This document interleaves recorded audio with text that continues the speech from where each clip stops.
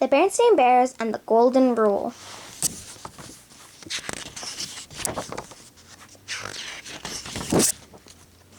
When Sister Bear received a beautiful golden locket for her birthday, she was surprised and pleased. It was shaped like a heart and it had her name on it. "Happy birthday, dear," said Mama and Papa, giving her a big hug. Sister tried the locket on and looked at herself in the mirror. "I love it," she said. "I'm going to wear it all the time." "It opens up," said Papa. "Look." He showed her the little golden clasp that you pressed to pop the locket open. "Neat," said Sister. She looked inside, expecting to find a little picture or mirror or something, but all that she could see inside the locket were a few simple words. "Do to others what you would have them do to you." Sister was puzzled. The words seemed familiar, but she wasn't sure why. "What's this?" she asked. "It's the Golden Rule," exclaimed Mama. "What's that?" Sister wondered. Mama's eyes widened. "The Golden Rule is one of the most important rules there is," she exclaimed. "That's why we have always had it hanging up on the wall of our living room." She pointed to the framed sampler above their mantelpiece.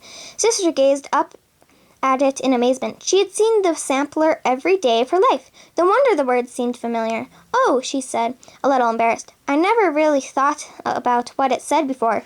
What does it mean?" "The Golden Rule," Papa exclaimed, "tells you how to treat other people the way you would want to be treated yourself." "Why is it inside my locket?" she wondered. "It's a golden rule inside a golden locket for a little golden princess," said Papa, giving her a big kiss. It's called the Golden Rule," exclaimed Mama patiently, "because it's precious, just like gold. But it's not about the gold you wear around your neck or on your finger." She held up her wedding ring.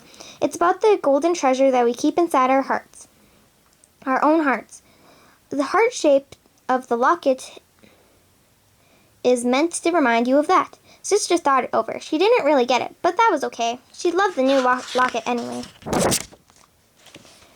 The next day before school, Sister showed off her new treasure to her friends Lizzie, Millie, Anna, and Linda. They oohed and ahed over it in a very satisfying way. "What's all the fuss about?" asked a voice. It was Queenie McBear and her gang. Queenie was older than Sister and a little snooty. When Queenie first came to the neighborhood, she and Sister didn't get along at all. Queenie made fun of her and got Sister's friends to join in. That was Sister's first experience with an in-crowd, a group that makes itself feel big by making others feel small. "Oh, hi, Queenie," said Sister. "I was just showing the kids my new locket." Over the years, Sister learned to get along with Queenie, but they never were the best of friends. "Let's see," said Queenie. She looked at the locket over. She was not impressed. She herself wore big hoop earrings and lots of beads and chains. "Cute," was all she said as she walked away with her friends. Queenie still had her own in-crowd.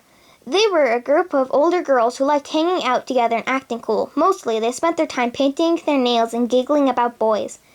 That was okay with Sister, because she had her own group of friends to hang out with, but it never occurred to her that this might be any kind of problem until the new girl came to school.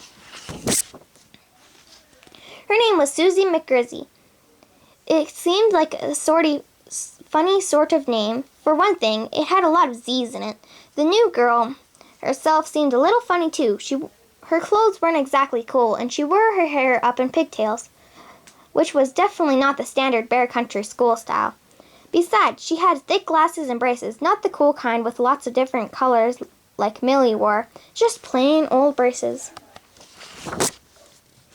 On her first day, of course, the new girl didn't know anyone at all. At recess, Sister noticed her standing off by herself in the corner of the playground.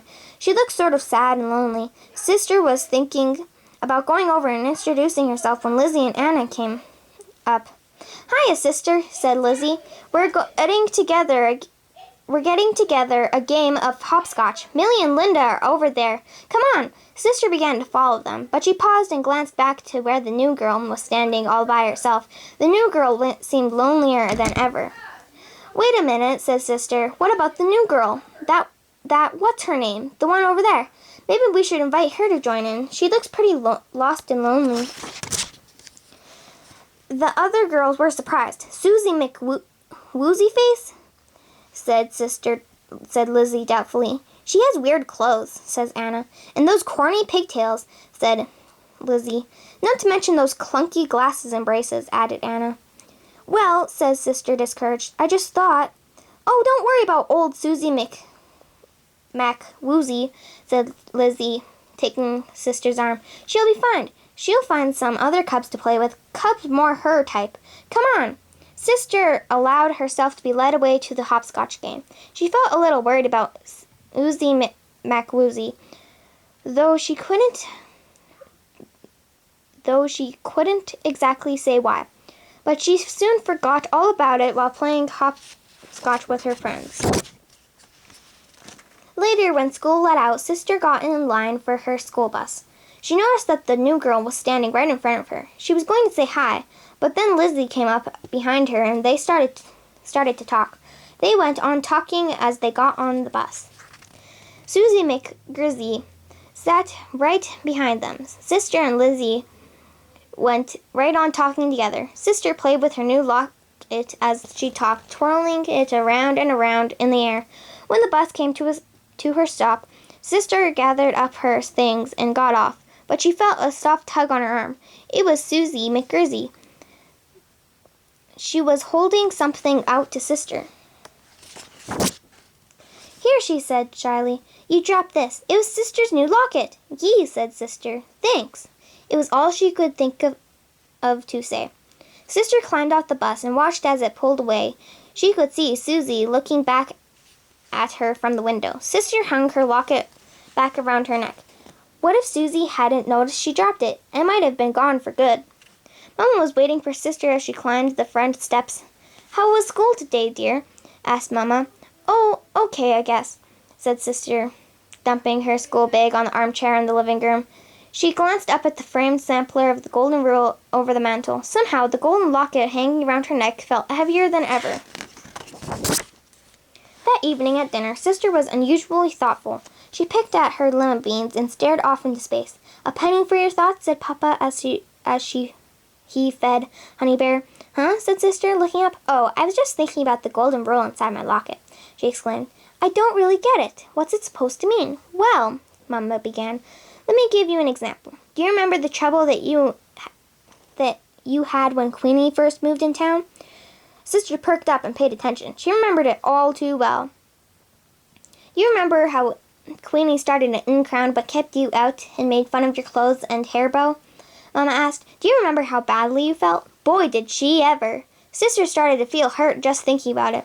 Her lower lip began to quiver and a tear came to her eye. All the golden rule is saying, Papa continued, is that you shouldn't turn around and do that same sort of thing to someone else. He paused to scrape some mashed potatoes off Honey's chin. You should always treat other people the way you would like to be treated yourself.